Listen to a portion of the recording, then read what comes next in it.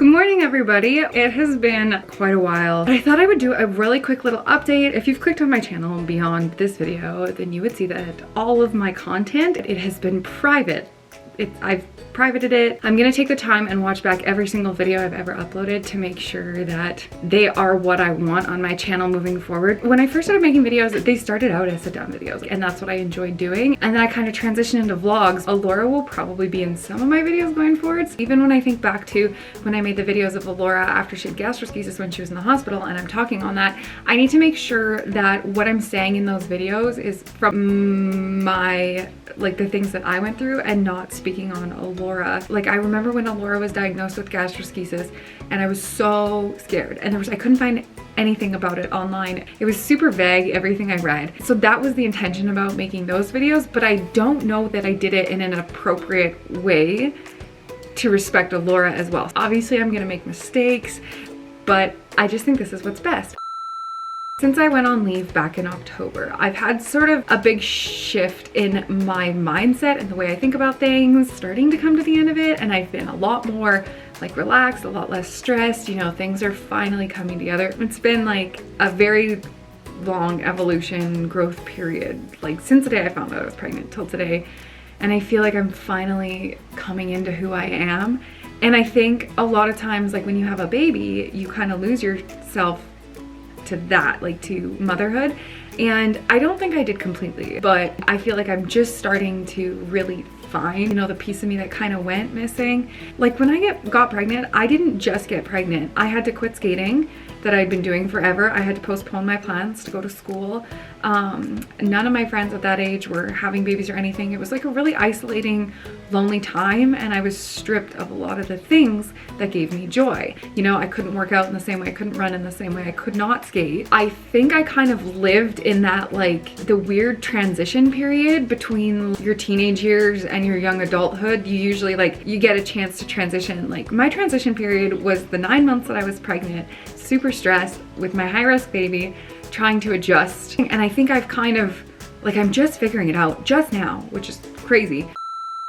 I've been really focused on, you know, embracing slow living, the way that lifestyle works. I want to film a video kind of incorporating the moments throughout my day that I've started to practice slow living. I want to film a morning routine and an evening routine because I love filming those, and I haven't in forever. I want to film like transformations of areas within our house that we're working on, and I want it to feel like a laid back casual vlog style, while at the same time embracing more of the structure that a sit down video usually has, like specific topics. I don't know exactly how I'm gonna do it. I'm just hoping that I can take what's working up here and eventually put it into play here. But in the meantime, I'll show you guys what's going on around my house. Here we go. I'm gonna start upstairs just because it's easiest. In our room here, the biggest thing that we want to do, we're replacing the carpets eventually. They're all really stained. I really desperately want to get our closet finished. Like right now, the only thing we have in it is this bar, and I want to get like an official closet organizer in here. You know, maybe like a couple levels of hanging there, long clothes there, shoes, more clothes, whatever,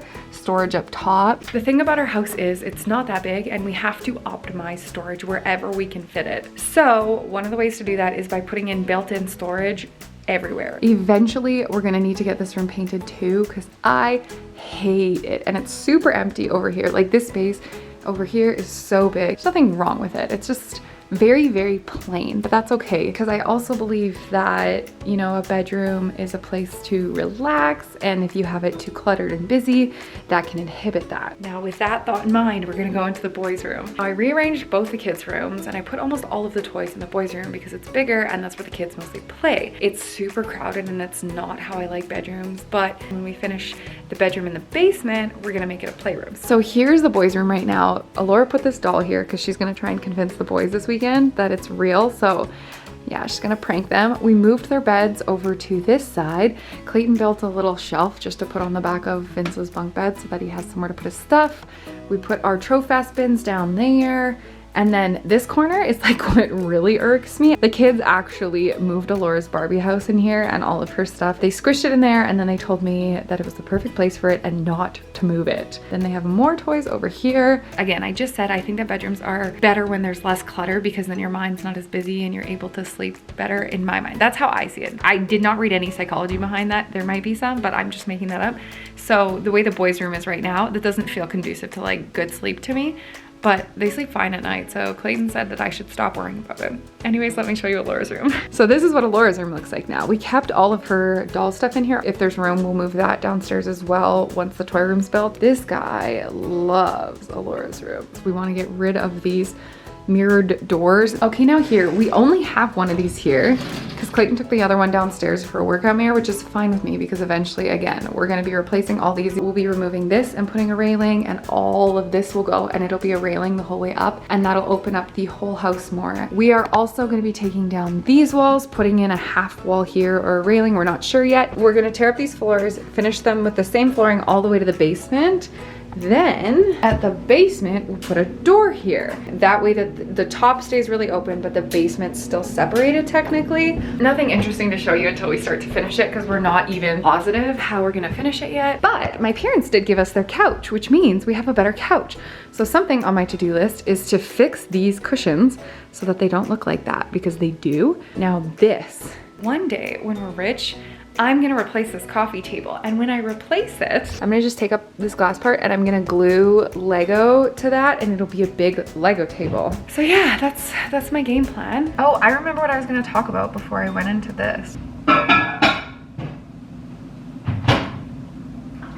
Okay, when I was upstairs, what I wanted to talk about was also like our financial situation. So when I went on stress leave back in October, Clayton and I were fine financially. I tell you, man, as soon as October hits, I went on leave on October 4th, and I swear as soon as I did that, all downhill from there, life in general. We hit some really, really financially trying times. It was actually a little bit scary, and I think we're kind of coming out of that. But one thing that the last however many months of just having like no extra spending money has taught me is that I really appreciate everything that we do have tenfold. I really appreciate like the fact that we were gifted all this furniture and we didn't have to buy new stuff.